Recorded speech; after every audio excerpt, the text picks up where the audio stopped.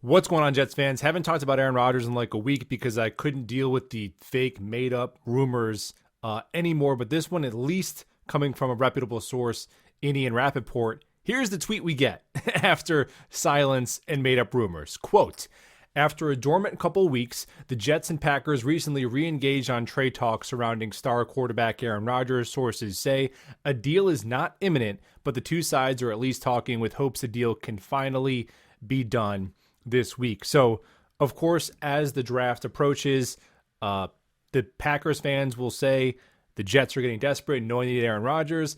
Jets fans will look at it and saying Brian Gutekunst wants to get talent for Jordan Love this year, so he's the one that picked up the phone. And if we take a step back from the bickering back and forth from both sides, what is so wrong with a deal somewhere in the middle? That's probably going to sting a little bit for both sides. And I think that is going to end up being something like a second-round pick this year, 42 or 43, and then a second-round pick next year. Maybe that can escalate to a first if the Jets accomplish some sort of measurable, and then give back protection in 2025 if Aaron Rodgers only plays 1 year. Maybe the Packers kick back like a third-round pick in 2025, something like that. And if you're the Jets and your rebuild plan is dead on arrival because Zach Wilson just didn't pan out his first 2 years the way we wanted, whoever we want to blame, it is what it is at this point.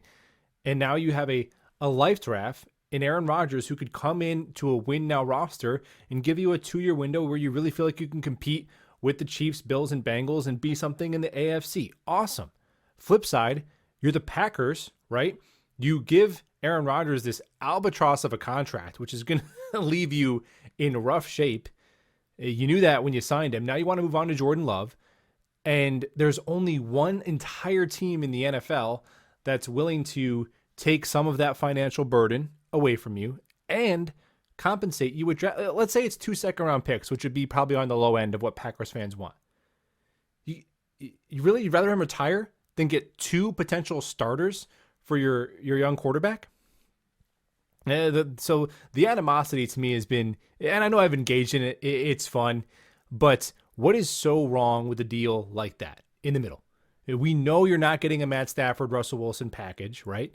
And Jets fans have to understand you're not getting Aaron Rodgers for nothing. I think we could safe to say pick 13 is not happening. But I do see a path to a 2024 first-round pick. And I think if you're the Green Bay Packers, there's a PR element to it, right, where you want to feel like you got a first-round pick for Aaron Rodgers, right? And if I'm the Jets, I'm comfortable with giving them a path to that with a certain criteria. I don't see them doing a non-conditional 2024 first-round pick. And I think that's probably where the conversation lies. I think they're both comfortable with pick 42, and maybe they're talking about what are the conditions of that 2024 first-rounder.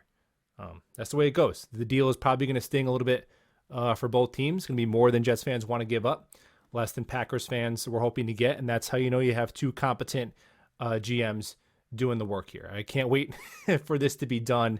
My gut is that it is done shortly before or during the NFL draft. And speaking of the NFL draft, just talked for like 70 minutes with Dom C, talking about round 1 and round 2 targets for the New York Jets. See you down there in that one below. Subscribe if you're new, and we'll talk ball soon.